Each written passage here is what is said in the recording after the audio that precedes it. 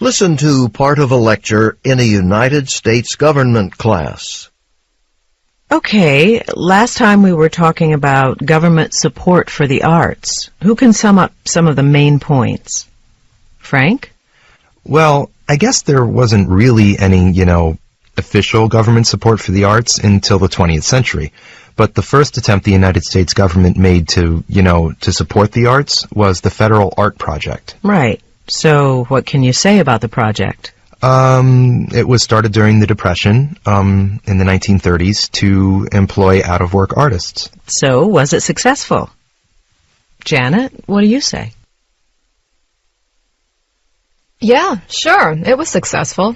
I mean, for one thing, the project established a lot of, community art centers and, galleries in places like rural areas where people hadn't really had access to the arts. Right. Yeah, but didn't the government end up wasting a lot of money for art that wasn't even very good? Some people might say that, but wasn't the primary objective of the Federal Art Project to provide jobs?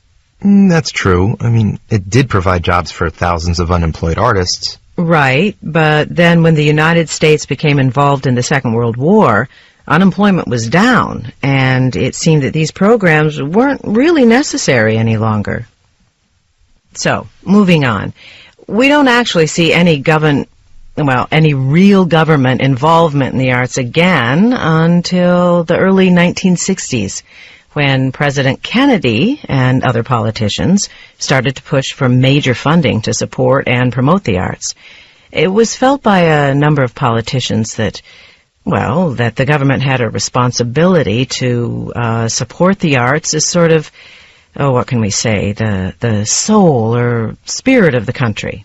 The idea was that there'd be a federal subsidy, financial assistance to artists and artistic or cultural institutions. And for just those reasons, in 1965, the National Endowment for the Arts was created. So it was through the NEA, the National Endowment for the Arts, that the arts would develop, would be promoted throughout the nation. And then individual states throughout the country started to establish their own state arts councils to help support the arts.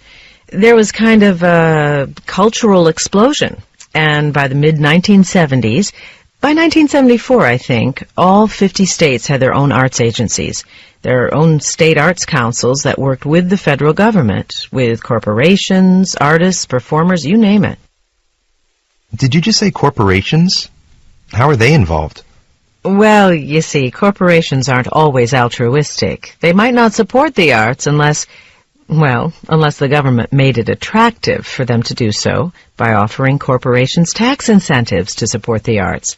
That is, by letting corporations pay less in taxes if they were patrons of the arts. The Kennedy Center in Washington, D.C., maybe you've been there, or Lincoln Center in New York. Both of these were built with substantial financial support from corporations. And the Kennedy and Lincoln Centers aren't the only examples. Many of your cultural establishments in the United States will have a plaque somewhere acknowledging the support, the money they've received from whatever corporation. Oh, yes, Janet? But aren't there a lot of people who don't think it's the government's role to support the arts? Well, as a matter of fact, a lot of politicians who did not believe in government support for the arts, they wanted to do away with the agency entirely for that very reason, to get rid of governmental support. But they only succeeded in taking away about half the annual budget. And as far as the public goes, there are about as many individuals who disagree with government support as there are those who agree.